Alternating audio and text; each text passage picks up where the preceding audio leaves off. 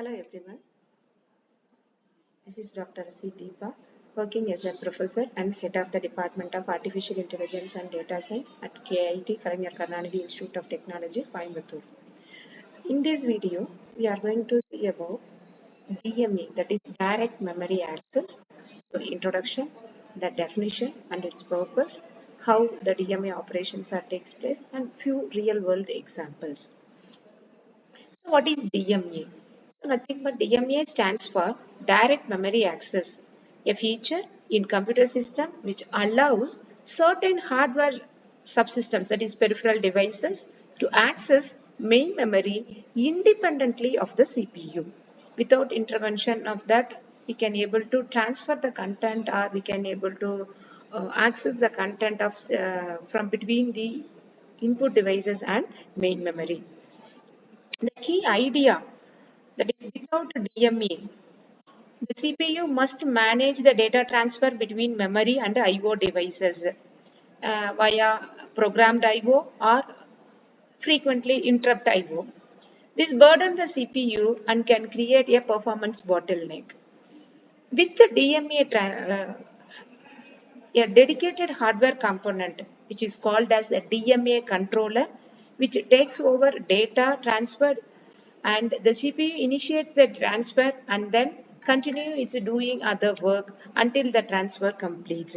So which is faster also, because the CPU is going to do its own other task, no need to wait for the data transfer. So this is the one we are going to see it, how the data transfer takes place from memory and to I/O device. Next, how the DMA operations are takes place. So I'll come to this. DMA controlled data transfer is used for large data transfer. As I said already, there is a dedicated hardware component which is called DMA controller. So it is a control unit which has the work of transferring the data between the memory, main memory, and the I/O devices. So it sends a series of commands to disk controller and checks for the availability of the buses and starts initiating the transfer.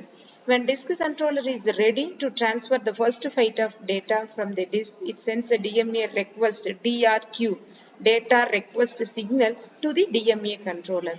In detail, we'll see in the next upcoming slides. Next, I told you about DMA controller. It is a dedicated hardware component, I said already. So how it will be?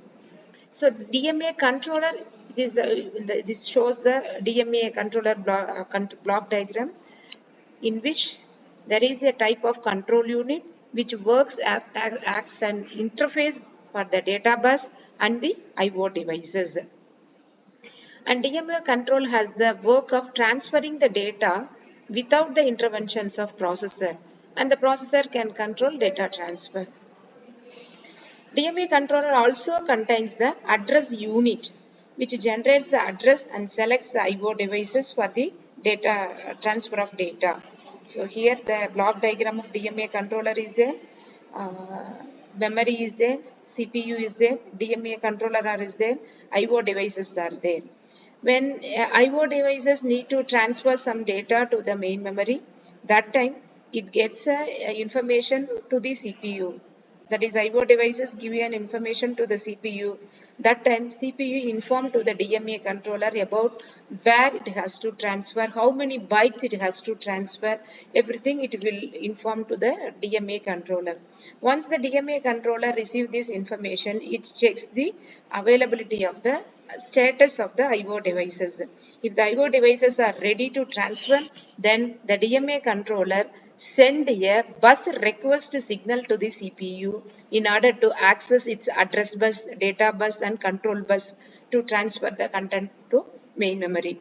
Once the CPU receives send the bus grant signal, that it means the address bus, data bus, and control buses are somewhat free, so that it can DMA controller can utilize it for transferring the content from I/O devices to main memory. Once the bus grant signal received from CPU to the DMA controller, it start transfer the content from I/O devices to main memory. the working principle. In the upcoming slides, we'll discuss in detail. So this is the overall interactions of CPU and the DMA. So how it will be worked. Here we'll see it. Here, CPU, it has its own operations. So it is doing some sort of work. Then it receives the data transfer signals, request signals from the IO devices. So DMA control data transfer is used for the larger data transfer. For example, to read bulk amount of data from disk to main memory. So the read a block of data from the disk processor and send the series of commands to the disk controller device. So this it will happen there. So when a disk controller is ready to transfer the first byte of data from the disk, it sends a DMA request, DRQ signal to the DMA controller. I already told you. So it sends the CPU send the request signals to the DMA regarding the transfer of informations. Then it sends the address and sources, address of the source and destination and how many number of bytes it has to transfer. Once this information received, then the DMA controller sends a hold request HRQ signal to the processor to hold the input, and the processor responds this hold signal by floating its buses and sends out a hold acknowledgement signal HLDA signal to the DMA controller, right? So once this receives the hold acknowledgement signal, that is bus is free, then when it receives this signal, it takes the control of the system bus. When a DMA controller gets the control of the buses, it sends the memory address where the first byte of the data from the disk to the return. It sends a DMA acknowledge DACK signal to the disk controller device, telling it get ready to the output of the byte. Then it starts the transfer of the informations. Once the first cycle has finished, it releases the bus and checks the total data bytes are transferred. For each and every cycle, the number of data transfer will be reduced, right? So once it checks the total number of data bytes are transferred or not. If it is transferred, then it notify to the CPU regarding successfully completed the transfer of information. If it is not, once again it go to the requesting, that is hold signal. I told you, DMA controller sends a hold request HRQ signal to the processor in order to hold the buses, right? So that process again it will be initiated parallelly.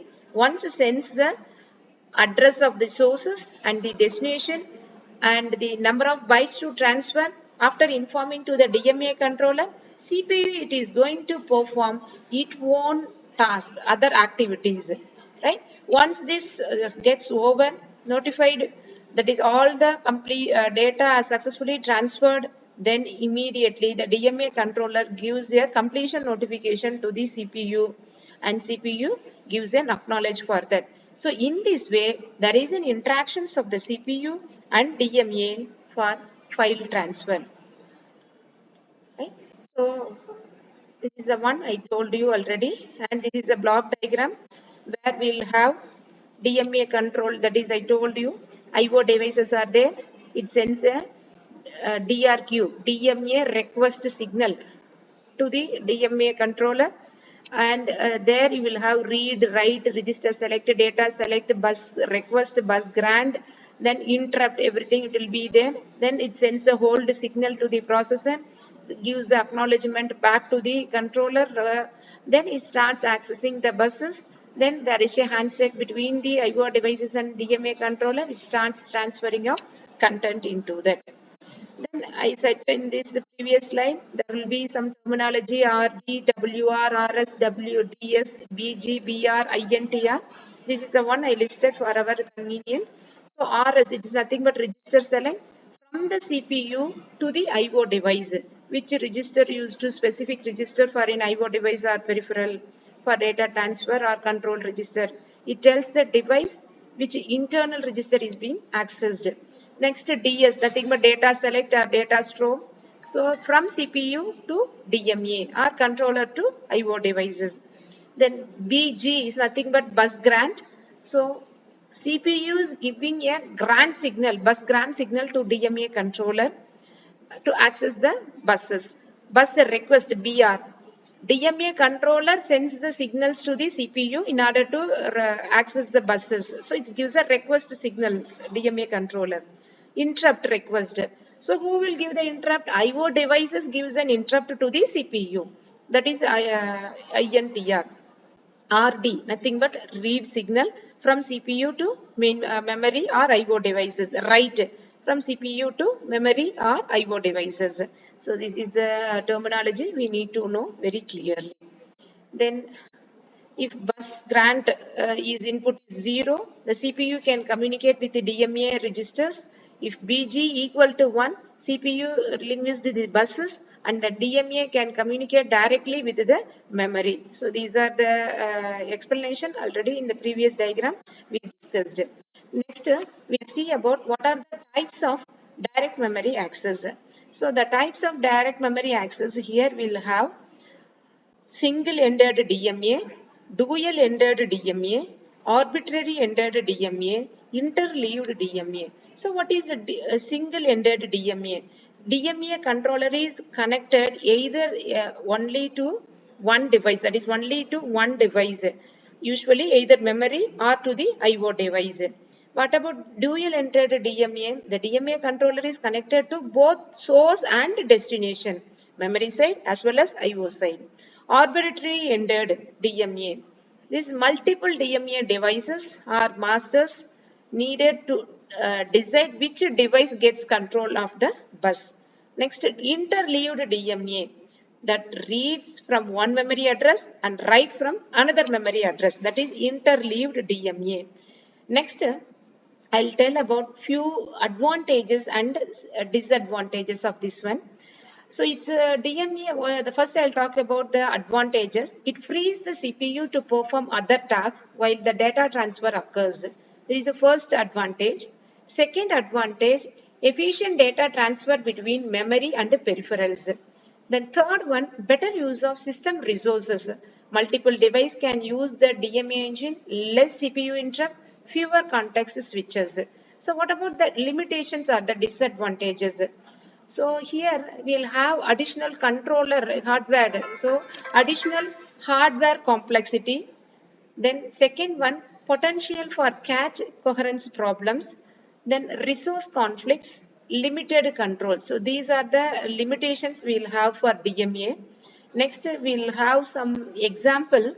So devices like disk drive, graphic cards, network cards, sound cards are often used the DMA to transfer their data to or from main memory without the burdening of CPU. This is one example, you can take it.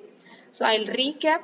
DMA is a key mechanism in computer architecture which allows data transfer between memory and peripherals with minimal CPU involvement and improving performance and freeing the CPU for other tasks. Understanding DMA helps in appreciating IO systems design, system performance bottlenecks, and how modern hardware offloads tasks. For